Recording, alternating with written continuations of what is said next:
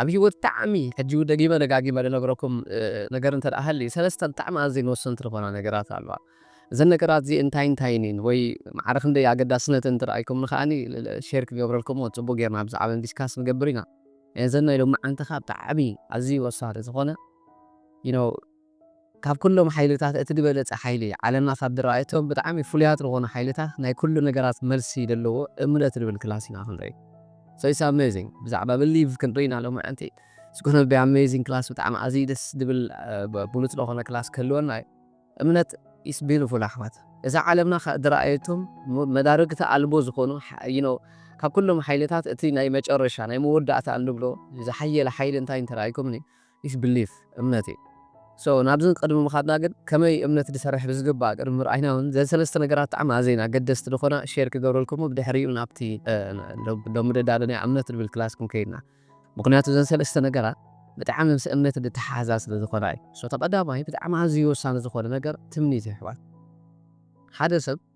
ዲዛይር እንተዘይሃልይዎ ትምኒት እንተዘይሃልይዎ ጀስት ናይ ብሓቂ ዝኾነ ዓይነት ባህግን ሕልሚ ራእይ it can be anything ብሓፂሩ ግን ገለ ክኾኖ ዝደሊ ድተስፈወሉ ክኾነለይ ይደሊ ኢሉ ድብህጎ ዝኾነ ዓይነት ሕቶ እንተዘይሃልይዎ መልሲ ኣይህብን እዩ ምክንያቱ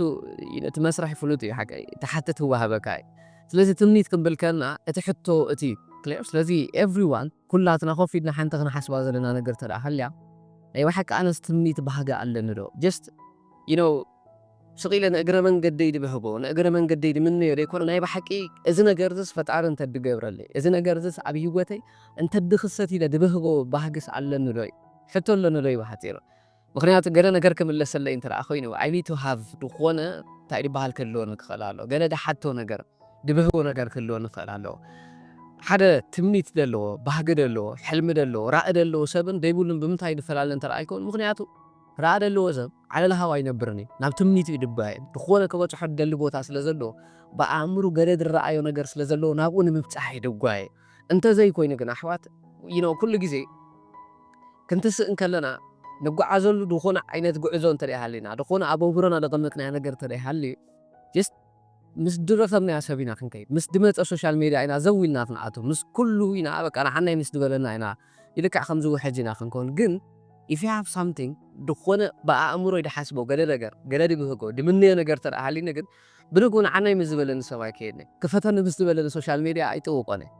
እስከምሎ ምክንያቱ ዕላማ ኣለኒ ባህጊ ኣለኒ ትምኒት ኣለኒ ድኾነ ክበፅሕ እየ ንብሎ ብኣእምሮ ድስእሎ ገለ ቦታ ኣሎ እዩ ስለዚ ዓለልሃዋይ ትኸይድኒ ኢኻ ስቒካ እግርኻ ናብ ልመርሐካ ትኸይድኒ ኢኻ ራእይኻ ይድመርሐካ ትሕልምኻ ትምኒትካ ትባህግኻ እመርሐካ ኣሎ ማለት እዩ ተቐዳመይቲ ወሳኒ እንደኾነ ተሓይል ምንሳዕ ሰብ ኤነርጂ ኣለዎ ኣሕዋት we have ትምኒት it's what ቀሊል ነገር ኣይኮነን ሓደ ሰብ እንተደኣ ናይ ብሓቂ ክምነይ እንተደኣ ኸይዱ ተተመኒኻ ኢኻ እኮ ትረክብ ኣይኮነን ግን እንተደኣ ካብ ደገ ናብ ውሽጢ ዝነብር እንተደኣ ኮይኑ ኣብ ደገ ዘለዉ ነገራት እንተደኣ ዝፀዓድ ኮይኑ ብዙሕ ምኽንያታት ሃልይዎ እቶም ምኽንያታቱ እንተደኣ ደውድቆዎ ኮይኖም ግን ድኾነ ቦታ የለን ድምነዮ ነገር የለን ግን እዞም ኩሎም ምኽንያታት ኣብ ሂወትና ነደለዉ ድረኣዩ ድተሓዙ ድጭበጡ ገንዘብ የብለይ ሰብ የብለይን ዝዓዲ ከምዚ ሲስተምናይ ዝዓዲ ከምዚ ኮይኑ እቲ ኮይኑ እንብሎም ነገራት ነዞም ምኽንያታት እዚኦም ብዜሮ ክራብሕ ዝኽእል ሓደ ምኽንያት የድልየና ኣሎ ንስኻ እታ ትምኒት ንብላ ኣለና ስለዚ we all have ዝኾነ ዓይነት ንግህጎ ንምንዮ ነገር ኣሎ ሓይሊ እዩ ምስ ኣሕዋት እዚኣ ኣእምሮና እንተደኣ ቀሚጥና ብድሕሪኡ ድማ ነዛ ትምኒት እዚኣ ናብ መሬት ንኸነውርዳ ካብ ዝሕግዙና ብጣዕሚ ኣዝዮም ወሰንቲ ዝኾኑ መሳርሒታት ከዓኒ ኣእምሮና እዩ ብፍላይ ድማ ኢማጂኔሽናትና ገትራትና ስእላዊ ኣእምሮ እዚ ፅቡቅ ጌርና ርኢና ኢና ብዝሓለፈ ክላስ ናብ ዛዕባ ኢማጂኔሽን ክንርኢ ከለና ስለዚ ነቲ ብልበይ ድበሃኮ ብውሽጠይ ድተመንኾ ነገር ብኣእምሮይ ኣሳጊረ ክሪኦ እንተደኣ ክኢለ እንታይ ከም ድመስል መወዳእታይ ድማ ብኣእምሮይ ክርኢ እንተደኣ ክኢለ እዚ ትበለፀ ነገር እቶም ኩሎም ዕውታት ዝበሃሉ ሰባት ኣቐዲሞም ብኣእምሮኦም እዮም እቲ ክኾንዎ ዝደልዩ ነገር ወዲኦሞ ሂወቶም ዝጅምሩ ኢማጂኔሽን ከምቲ ብቐዳማይ ዝረኣናዮ ዓለምና ካብ ዝረኣየቶ ብጣዕሚ ዘደንፁ ኣስደመምቲ ካብ ዝበሃሉ ሓይልታት ሓደ ምክንያቱ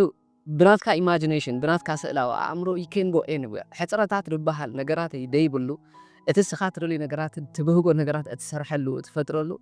እትሓተሉ መሳርሒ እዩ ትናትና ስእላዊ ኣእምሮ እንተደኣ ሃብታም ክንገብሮ ክኢልና ኣእምሮና ክፉት ጌርና እቲ ክንኮኖ እንደሊ ነገር ብኣእምሮና ንስእልዎ እንተደኣ ኮይና ኢና ከዓ ክንጭብጦ ንኽእል እቲ ምንታይ እንታይ ኢልና ኣለና ኣሕዋት እዛ ሂወት እዚኣ تفلفل كابو مرأة اتمنشو كابو مرأة انت رأيلنا عمرنا هنتقاملو قديتها أبو عمرنا تكون እንደለ ነገር በአእምሮና ክንስእሎ ክንከላለና ጽባሕና እንታይ ከም ድመስል በአእምሮና ኢማጂን ክንገብሮ ክንከላለና ሶ እዝንታ ገበርና ድማ በአእምሮና ጥራይ ደይኮና ከዓኒ ናብ እምነት ክንቅይሮ እንተደሊና በአእምሮና ጥራይ ደይኮና ብምንታይና ክንትንክፎለና እንተረኣይኩምኒ ብስምዒት ክንትንክፎ ክንከላለና አመ ሲሙሌሽን ይባሃል ኣሎ ሲሙሌሽን መሰለታው ብልሓት ይባሃል ትግርኛ ቀጥታ ትርጉም ከሎ ከመይ ግን መሲልኩም ይሺ እንታይ ገብሩ መሲልኩም ፍላይ አትሌታት ይጥቀሙሉ እዮም ነዚ ሜተድ እዚ ኮፍ በሉ ይብሎም ድሓር በቃ ኣብቲ ሜዳ እተው ይብሎም ዘን ብሓይሊ ጉዮዩ ይብሎም ይኣስርዎም እዮም ዝኾነ ማሽን ኣሎ ዘን ኣብዚ ኣእምሮም ኢኢጂ ዝበሃል መሳርሒ ኣሎ ኤሌክትሮሴፋሎግራም ዝበሃል ኣሎ ስለዚ ኣብኡ ይብልሎም ዘን ድሓር ትናቶም ፍሪኬንሲ ትናቶም ሓይሊ ትደውፅዎ ሰዓት ይዕቅንዎ ብመሳርሒ ገይሮም ከምኡ ክገብሩ ከለዉ ናይ ብሓቂ እዮም ነቲ ተኣሽሙ ሲሙሌት እዮም ድገው ናይ ብሓቂ እዮም ድጎዩ ኮፍ ኢሎም ከለዉ ግን ብስምዒት ጉዮዩ ስለ ዝብልዎ ልክዕ እቲ ስምዒት ተቐምፅዎ ከለዉ ኣብታ ወንበርቲ ኮፍ ኢሎም ከለዉ ደውፅዎ ሓይሊ በአካል ከይዶም ክጎዩ ከለዉ ደውፅዎ ሓይሊ ደስ ሓደ ዓይነት እዩ ሲሙሌት ምግባር ማለት ሕጂ ነቲ ነገር ተሲ ኣብደለኻ ይኾንካ ፊል ምግባር ማለት እዩ ሶ ሲሙሌሽን ንኻልኦት ካ እንታይ ገብሩ ኣብ ናሳ ገለ እንተዳ ሪኢኹሞ ናብነት ኣብ ጠፈር እንተዳ ኸድካ ዜሮ ድኾነ ግራቪቲ ደሎ እስከም ኣለኹም ዜሮ ግራቪቲ ግራቪቲ የለን ተንሳፍፍ ኢኻ ስለዚ እንታይ ገብሩ መሲልኩም ኣብ ሓደ ቫኪዩም የእትዎ ኣብ ሓደ ቫኪዩም እትዎ እሞ ልክዕ ባዶ ገብሮ ነቲ ግራቪቲ ነቲ ቫኪዩም ነቲ ድኾነ ዓብ ቦታ ማለት ስለዚ ኣብኡ ምእትዎ ልክዕ ኣብዚ መሬት ኮይኖም ክንሳፍፉ ጅምሩ ልክዕ ኣብ ጠፈር ከይዶም ከም ዝገብሮ ማለት እዩ ዘን ኣእምሮም ኦልሬዲ ነቲ ነገር ሲሙሌት ስለ ዝገብሮ መሰለታዊ ብልሓት ስለ ዘለዎ ሕጂ ስለ ዝርድኦ ነቲ ሲሙሌሽን እቲ ከዓ ተዋሂዶሞ ስለ ዝኸዱ ኣብ ጠፈር ክኸዱ ከለዉ ብዙሕ ኣየደናግሮምን ልሚዶሞ እዮም ዝኸዱ ኣባና ከዓኒ ሲሙሌሽን እንታይ እንተረኣይኩምኒ ይሲ ትዝዓበየ ናይ ደቂ ሰብ ሃብቲ ስምዒት ይሕዋት ናይ ኩላትና እቲ ዝበለፀናትና ኣሰት ሰብ ክውንኖ ዝኽእል ትዝዓበየ ሃብቲ ስምዒት እየ ስለዚ እንተ ደኣ ባህጊ ትምኒት ሃሊኒ እሞ ከዓ ንኣብነት ስድረይ ፎር ኤግዛምፕል እንበል ስድራይ ንምሕጋዝ ንዕኦም ንምርዳዕ ኣብ ዝኾነ ዓይነት ቦታ ንምእታው ምናልባት ሕጂ ናይ ባዕሎም ገዛ ደይብሎም ድሽገሩ እንተደኣ ሃልዮም ኣብ ዓዲ ገዛ ክሰርሐሎም እየ ድብል ትምኒት እንተደኣ ሃሊኒ ንደቀይ ገለ ነገር ክገብረሎም ከለኹ ምናልባት ካብቲ ጥዕናይቲ ናይ ሕማመይቲ ድሒነ ዝሓሸ ዓይነት ጥዕና ክረክብ ከለኹ እንታይ ከም ድመስል ብኣእምሮይ ሲሙሌት ብናተይ ኢማጂኔሽን ዳርኣኹ እንደገና ድማ ብስምዒት እቲ ነገር ክወሃበኒ ከሎ እንታይ ከም ድመስል ብስምዒት ክትንክፎ እንተደኣ ክኢለ ፈጣሪ ድማ ነቲ ነገር እቲ ክህበኒ ምዃኑ ተረዲአ ክህበኒ ከሎ እንታይ ከም ድመስል ልክዕ ከም ድረኸብኮ ገይረ ፊል ክገብሮ ክጅምር ከለኹ this is what እምነት ማለት እዚ ነቲ ክትበህጎ ነቲ ትምንዮ ነቲ ናይ ብሓቂ ክኾነ ትብሎ ነገር ብስምዒት ምስትእንጋድ ብስምዒት ንዕኡ ፊል ምግባር ክትቅበሎን ከለኻ እንታይ ከም ድመስል ኣቐዲምካ ምርኣይ ማለት ይሕዋት ኣለና ብሓንሳብ እዚ ሓይሊ እዚ ብጣዕሚ ኣዝዩ ወሳኒ ሓይሊ እዩ ናብ ተግባር ንኽንከይድ ዝገብረና ክንንቀሳቐስ ዝገብረና ከዓኒ ካልእ ሓይሊ ደይኮነ ኢትስ ኣር ብሊቭ እምነትና እዩ እምነት ክህሉ እንተደኣ ኮይንካ እዞም ሰለስተ ነገራት ክህሉ ክኽእሉ ምክንያቱ ንኣምኖ ንሓደ ዘይረኣይ ነገር እዩ ዝረኣይ ነገር ኣይኮንካ እንተኣምኖ ክልኦም እምነት ኢልና ክንዛረብ ከለና we are talking ብዛዕባ ሓደ ዘይረኣይ ነገር ፈጣሪ እቲ ነገር ክህበና ምዃኑ ዳኢ እምበር እምነት ብውሽጢ ዘለና ክወሃበና ምዃኑ ብስምዒት ዳኢና ንርዳእ እምበር በአካል አይጨበጥናል ማለት ስለዚ ትምኒት ግዴታ አይደለና ስለዚ ፕሊዝ ጋይስ ተዛዓበናትና ሃብቲ እዚ ነገር ዝምዃኑ ተረዲእና ወላ እኳ ንሕዞ ንጭብጦ ንሪኦ ኩሉ ነገራት ደበለ ምናልባት ሂንጎትና ክሰምረሉ ዘይክእል ነገራት እንተበዝሐ ምናልባት ገንዘብ ደይክህልወና ይኽእል ሃብታም እንደኾነ ዘመድ ኣዝማድ ክሕግዘና ድኽእል ደይክህልወና ይኽእል ኾን ምናልባት እውን ሕክምና ከይድና ትናትና ሪዛልት ናይ ጥዕናና ከምቲ እንደልዮ ደይክኸውን ይኽእል ኢት ከን ድኾነ ዓይነት ኔጌቲቭ ሪዛልት ኣብ ሂወትና ድረኣይ ድስማዕ ጅበት ክህሉ ይኽእል ኾን ግን ነዚ ነገር ዝገዲፍና እንተደኣ ናይ ብሓቂ ትምኒት ባህጊ ሃሊና ናብ ውሽጥና ክንምለሱ እንተደኣ ፈኢልና እቲ ነገር እቲ ድማ ፈጣሪ ዝህበና እንከሎ እንታይ ከም ድመስል ብኣእምሮና ብናትና ኢማጂኔሽን እንዳረኣና ሲሙሌት ክንገብሮ ክንቅበሎ እንተደኣ ፈኢልና ትድፀለና ነገር that's what it is ትዝዓበየ እንትበለፀ ነገር እዚ ይሕዋት ይሺ በቀዳማይ እንታይ ንብል ነርና ኣብታር ነገር ኮም ኣዴታትናስ ዝጥቀማሉ ነገር እዩ ዝብቁ ነራ ኣብነት ማይ ክሰኣን እንከሎ ወይ ከዓ ዝናብ ክጠፍእ እንከሎ ክደርቕ እንከሎ ከመህለላ ይኽእል ሶ ከመህለላ እንከለዋ ግን ታ ሲሙሌሽን እዚ ኣሕዋት እንታይ ሂዘ ንኸዳ ታብልሓካ ወይ ኣላ لا حيزن خدان بالله أنا من تاين ترى يكون مخنياته كتصلي كخدان كربا بزعبا زناب بيكون بيصلي زناب بعلين تصلي عند مزع ديشيت بقى كحرم مخانو كوقع مخانو تقعد ما تزناب تخزن بل مخانو they understand you know لبن كفيتن نمقبالين دخراد الله نتزنابتي بقى أبزبان كيتش حتى علي سميليتين دقورة الله يخون ولكم بقى أمرونسي بقى فتعرف تزناب تخبر الناس لزخونس زبان أبزبان كيتش حسي صار حيزنا الأخيرين بارلا so that's what it is إذا تبغى بزين آخر إحنا خنتكلم بدنا حوات من هالوقت حجي تسفاد قرط بوزن عينة أبهيبوتنا نريو بكوتات ولا أنت حلوة نزي بكوتات زي عابيسو نمزحيش عينة براخة خبز حنا تسألجن it's our belief أمنتنا أحوات يشي كلتا علامات هاللينا نزارو بيا ما حدا زنريو لنا بتحز دي جبل درقه دسمع reality فكان إحنا نكون نتعلم من نبلو ريرنا زحجرين يارنا reality نبلو you know ምናልባት ገንዘብ ላይ ክሎና ገደድ ኾነ ዓይነት you know ጽይፍና ክንቂሮን ንኽእል ኾነ መገደታት ላይ ክሉ ኾነ ይብዛሕ ሰዓት ግን እዝን ንሪኦ ንሰምዑ ንጭብጦ ለበለ ካብ ደገና ውሽጥ ንነብሮ ለዓለም it's limited ወላ ሓንቲ ዓይነት you know resource ወላ finite ዝኾነ ወይ ከዓ ዝኾነ ዓይነት limitation ዝኾነ ሕፅረታት ኣለዎ ግን ናፍቲ ካልኣይ ዓለም ናፍቲ መንፈሳዊ ዓለም ክንከይድ እንተደኣ ኽኢልና ግን እቲ ኩሉ ነገራት ንምንጭወሉ መንፈሳዊ ዓለም ግን ናይ ፖቴንሻሊቲ ናይ possibility ዓለመይ ሓድሽ ነገራት ክፍጠረሉ ናይ ዝኽእል ፖቴንሻል እንደለዎ ዓቅሚ ናይ ደለዎ ዝሓሽን ድበለፀ ነገራት ሕተቱ ክወሃበኩም ብተባሃልና ሉ ካልእ ዓለም እሱ ከዓ is infinite ገደብ ኣልቦ ዝኾነ በረኸት ገደብ ኣልቦ ዝኾነ ጸጋ ገደብ ኣልቦ ዝኾነ በረኸታት ደለዎ ከዓ የናይ እንተረኣይኩም ኣሕዋት it is our source እቲ ናትና ምንጪ clear إذا حد نري على الله سجاوي تريكونت أتاما فساويك بسمعتن بأمنة كنتن كفعل نخل كاريت علينا حوات نحنا خاني سجاد رأي كونن دلنا we are not flesh رأي كونن زي سجاد رأي كونن أنت سكيم نارنا نزي سجاد أنيميت بجبره نزي سجاد هي وبجبره نايفت أرما فساو حيلك أويش تقولاتنا هاللوي so نزي عن ترى أتردينا كافتي فتعري دقربنا برخت كنك على سنتر عفينا خانت خنت كم كنكلال أنت كنجبر كنكلالنا we need to believe እቲ ነገር ተከውን ከም ምዃኑ ብእምነት ይኹን ትንክፈሩ ለና እምነት ንኸነ ሕይድ ንኸነ ምፅእ ገብረና ነገር ከዓ ሻወር ኢማጂኔሽን እቲ ናትና ስእላዊ ኣእምሮ እዩ ስለዚ ምናልባት ሕጂ ሰዓታት ሂወተይ ክሪኦም ከለኹ ብዙሕ ጎደሎታት ወላ እኳ እንተሃለዎ ግን ፈጣሪ ፅባሕ ልጎ እቲ ኣነ ዝብህጎን ዝደልዮን ነገራት ክገብረለይ እንከሎ ብኣእምሮይ ክሪኦ እንተረኣ ኽኢለ እንደገና ድማ ብእምነት ክጓዓዝ እንተረኣ ኽኢለ ካፍቲ ገደብ ኣልቦ ዝኾነ ፈጣሪ ሕተቱ ወሃበኩም ኢለ ዝቐረቦ በረኸታት ተኣሊ ናይ ብቁዳስ ዓቕሚ ኣለኒ ብዘራእከው ነገር ደብቆን ሓይሊ ኣሎ this is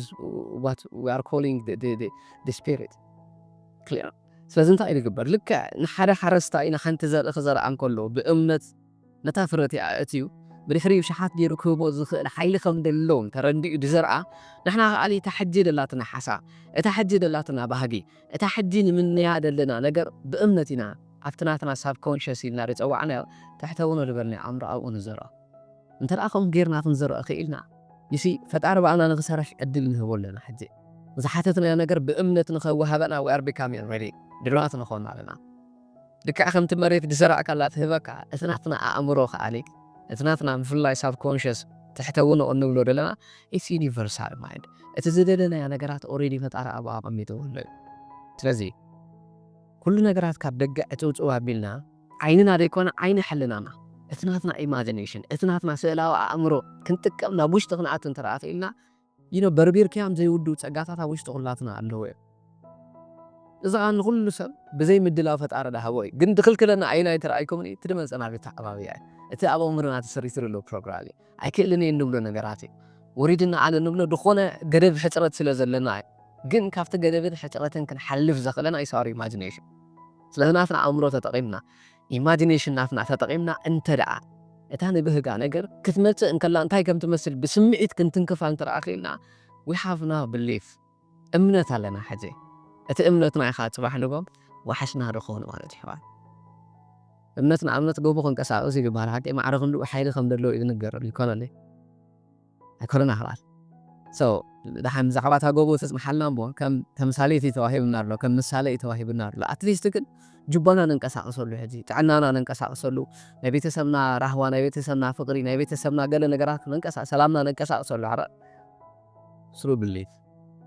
بأمنتي خا كل نجارات نابل سيف الغير دقلت كاري كله تدرى دبل نجار كا خفت دير خم دمت قرنا يكون عندي فلاش everything إذا حجين رأي لنا نجار كافت زي الرأي بأمنت كم دتقاري حتى ردينا إذا حجي ساعات دينغري على لنا كنت قلنا له جاهي وتناها بأمنت كافت بوتات خنت قدح we need to understand بس أمن قد أنت أخينا بسمعت لما نتنحنا ندلي نجار بأمرنا رينا بسمعت كنت نكفو فالعرس بنا كله أنت كم دم سنتر أتردينا this is what belief is أمنت مالت زي بغمز من قد خا تحلمتاتنا عند سمرة دمه كون نجارات هبي وتنا عند متى كل نجارات كأني سنة يسلا هم داخلنا الخير حوال مجمرة we need to be awareness يتقدم لتنجرتك وهذا المخالم هيوت رما خاب دقر يكون تمنشو كابوشت مخانا ترديه يعني تبجنزابه لي فزي بقى كم دخل كل نجارات كم ده جبني زحتت كون نجار ده بن فتعة خم دلو أنت رأت جنزيب أنت رأت ترديه زي aware أنت لعبينا كابتي أخا خم تفلفل هيوت رأت ترديه I start to imagine بوشت أنا تنجرت imagine كجورة جمر بعمرك سألو يجمر مالتي clear بدحري بايلكم تفرق من قد I don't know تشجم توصيدني عبنا أفتقوا عزوف تمود داتا خم بتسحن ترى أخوينا قن we need to feel it لا تحلم تقنعته feel كنجورهم كلا بسميت كنريو كنقبلو لك تزنابة تقصحن كل شيء أطلع الهيزنا we need to hear تدمت تقنصهم عخن كلا لنا كي وتنا خيرن كل نجارات كخون كله we need to feel it سمعت بسمعت feel كنجورهم كلا لنا إنزين بقى it manifests شعور قلت شعور manifest خو شعورنا به سجايل الناس بدهري so be aware نجنزة كله زي زر دبل نجار كافت دير رأي كم دمت نتدير إن خنر قد حق زنا خاني ناتنا imagination مخالف عمرنا مخالف نتدير كافت دير رأي نجار نابز در رأي عالم حال نجار كان متس أنت راخينها إنت كم درلينا نجنزة إنت أنت راثول له خوين خارج سمعت كنلو له بسمعت نحن نجار ترى كيف نخا we are becoming ready so أنت اللي بو بروكتر بارا له حدا سواي you are the perfect instrument for spirit to express itself through you بأخاسي نايفت أرى منفسها وحيلي نخجلت اتزبلت كا سخا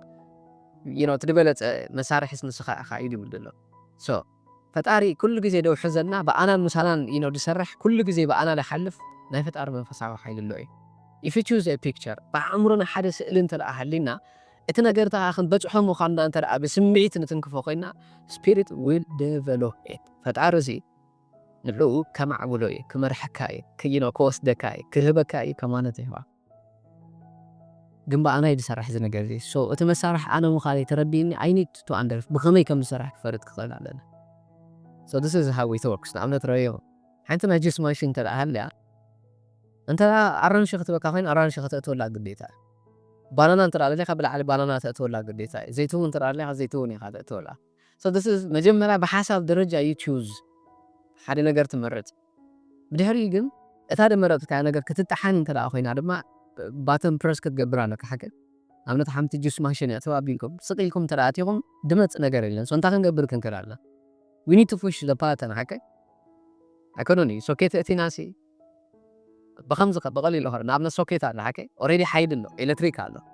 so فتعرف سانو كل نجارات قريبنا علو فتعرف علو بلوهم just نمردت إلكتريكتي زين بدهريو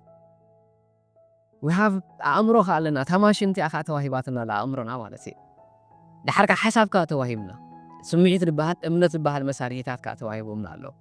سنتين هنقبر بحساب بانونا لينا نقلي الرانشينا نقلي مريسنا عندنا بدحريو نتارانشتي أخا تحن زخل إلكتريك ألوي فتأرى ألو يتقول لهم نتاين قوتي أخا سمر لي دخل good I need to press the button إتا مولي عنا تفنقن تدفع أخول سوكيت كأتو قناتي إسراحي سلستا سوكيت نقول عاقا بمنتها أو كاتا باتم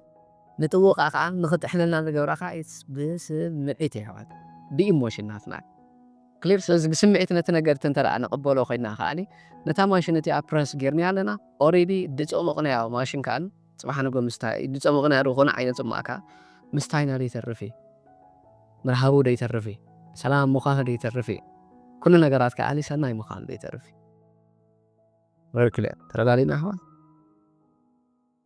yes اللهم مثال so that's what I believe is there is a power but أنا مثلا بسرعة ናይ ፈጣሪ ሓይሊ ክንብሉ ተረዲና 5 ሳንቲም ንሕና ከይዋፀና ፈጣሪ ክገብሮ ምዃኑ ተረዲካ ኣብ ተግባር ጥራይ ንስኻ ምርካብ ክትገብሮ ዘለካ ነገራት ጥራይ you have to be ready በቃ ድሉ ኣብ ተግባር ደየለ ሰብ ድሉ ኣይኮነን ኣብ ተግባር እንተረኣ ሃሊኻ ግን ድሉ ስለ ዘለኻ ግን ምንቅስቓስ ንስኻ ክትገብር ክጅምር ከለኻ ትናትካ ነገር ከዓ ናባኻ እንዳተፀጋዐ ይመፅእ ኣሕዋት so እስኪ ask yourself እንታይ ክገብር ይኽእል ኢለ ዝኣምን what do I believe I can do እዚ ዓቕሚ ዝፈጣሪ ሂብኒ እዚ ሓይሊ ዝፈጣሪ ሂብኒ ሎሞ እንታይ ክገብር ይኽእል ኢለ እየ ዝኣምን ፈጣሪ ብኣይሲ እንታይ ክገብር ይኽእል ኢለ ዝኣምን beautiful ስለዚ ነዚ ነገር ተረዲና ኣብ ህይወተይሲ እንታይ ክገብር ይኽእል ኢለ እየ ዝኣምን ኣነን what do I believe I can do ፈጣሪ ብኣይን ምሳይን ንክሰርሕ ፈቒደሉ ኣብ ህይወተይ ከዓኒ በቃ ብእምነት ክነብር እንተረኣ ኽኢለስ what do I believe I can do እንታይ ክገብረለይ ይኽእል ኢለ ፈጣሪ ዝኣምን እስከ ነዛ ሕቶ እዚኣ ሕዝዋ እሞ ፅቡቅ ጌርኩም ዲስካስ ግብርላ ኢኹም ንኣብነት ካብዚ ዘለኹ ሕጂ ዘለኹ ድኽነት ኣውፂእ ፈጣሪ ደሓሻ ሃብቲ ክህበኒ ከም ምዃኑ እዚ ነቲ ነገራት ክገብር ምዃነይ ንደይዚ ክገብረላ ንኣቦይ ከምዚ ክገብሮ ንደቀይ ከምዚ ክገብረሎ ምዃኑ ይርዳእ ይኣምን እየ ወላ እኳ ኣነ ገለ ነገራት እንተዘይሃለውኒ ሕጂ ግን ወላ እኳ ሓኪም እውን ኣኺልካ ወዲካ ኢኻ እንዳበለን እንተሃለወ I believe ካብዚ ሕማም ዝድሒነስ ብምሉእ ጥዕና ክንቀሳቐስ ከም ንኽእል ይኣምን እየ it can be anything ሕጂ ሰዓት ምናልባት ነዊሕ ግዜ ዝተፈላለኹ ናፈቕኮ ሰብ እንተረኣ ሃልዩን ነቲ ከፍቲ ብኸመይ መንገዲ I don't know ክረኽቦን ምስኡ ከዓ ናይ ብሓቂ ደስ ዝብል ሂወት ከም ዝሕልፍን I believe ምናልባት ሕጂ ሰዓት ኩነታት ናይ ሓዳረይ እንተረኣኹ ኩነታት ናተይ ሪሌሽንሽፕ እንተረኣኹ ምናልባት ኣብ ጫፍ ናይ ፍትሕ በፂሑ ክኸውን ይኽእል ግን I believe ሓዳረይ ከም ዘድሕነለይ ፈጣሪ እቲ ሓዳር ተኸዓኒ ናብ ንቡር ከም ዝምለስ I believe that's what the belief is እቲ እምነት እሱ ይኸውን ደሎ nice thank you so much guys ክብረት ሃበለይ እዚ ደስ ዝብል ግዜ ነይርና please ሓደራኹም ኣብ እምነትኩም ብዝግባእ ስርሕይኹም በቃ እስከ ማለት ንሕና ሰናይ ነገር ኢና ሓሲብና ንኻልእ እኳ ድህብ ደሎ ፈጣሪ ንዓና እንታይ ኮይኑ ክኸለና it will be ሰላም ክኾን ኢልሓን ኣብ ጊዜኡ ኩሉ ነገር ሰናይ ሰላም ክገብሮ እዩ ፈጣሪ ደውቦረ ስራሕ ተድልያ ንሕና ስራሕና ንስራሕ ለቲት ጎይለኩም ብቐዳማይ ለትጋን ንበለና ሓቀይ ንሕና ብእምነት ልቐቕነ ብላሞ ኤንድ ዘበትካ I don't know ብኸመይ ከም ድገብራ ግን I understand ስቒለ ግን just ተስፋ ጥራይ ደይኮነ I have belief I am ready ኣብ ተግባረ እየ ዝሰርሕ ሙሉእ መዓልቲ ከመይ ምዃኑ ውዕለይ ይሰርዖ እየ ንጎ እንታይ ከም ዝገብር I know ሓሳበይ ፅቡቅ ጌረ ይጓሱ እየ ስምዒታተይ ፅቡቅ ጌረ ጋይድ ይገብሮም እየ እቲ ክኾነ ዘለኒ ኮይኑ እየ ድውዕል ክሳብታ ኣነ ዝኾና 100% ካባይ እንተደይ ጎዲለ ከዓኒ ካብ ፈጣሪ ጎድለ ኢልካ ምሕሳብ ዘይመስል ነገር እታ ቀንዲ ዝዓበየት ነገር ግን እታ ክንኮና ንብል ነገር ብስምዒት ምትንካፋ ብስምዒት ንዑ ምርኣል ሬዲ ኮንካ ድሉ ኮንካ ምኻድ ናይስ ስለዚ ገለ ነገር ረሲብኩም ክትኮኑ ተስፋ ገበርና ኢሎም ዓንቲ ክላሲቶስ ፓወርፉል ብጣዕሚ ዓብ ነገር ብዓብ ማይ ክገልፆ ፈቲነ ኣለኹም ግን በቃ ከምቲ ድበልክኹም ናይ እምነት ሓይሊ ኣነ ወይ ካልእ ሰብ ወይ ድኾነ መፅሓፍ ወይ ድኾነ ሰብ ብቓላቱ ድገልፆ ዘይኮነ ፈጣሪ ብተኣምሩ ዘጋለፆ ነገር እዩ እንታ መወዳእቱ ገለ ኢለ ኣረነ በቃ ሃማ ውሰደዋ ራይላ መቃላት ክንገልፀ ዝኽእል ዘይኮነ እቲ ሓይሊ ናይ እምነት ፈጣሪ በቃ ብተኣምሩ ደጋለፆ ነገር እዩ you will see and you will prove it ብድሕሪኡ ከዓ thank you so much guys ንኾነ ንሳብ ትሪብልኩም ኣብዛ ኣነ ክገድፈኩም ይህን ሚን ተባሃሊ ኢኹም ንነብስኹም ግን እንታይ ክገብር ይኽእል ኢለ እየ ዝኣምን ኢልኩም ሕተትዋ ኢኹም ኣብ ዘለኹም ሰናይ ሰላም ንዓኹም ፈጣሪ ምሳኹም ይኹን thank you guys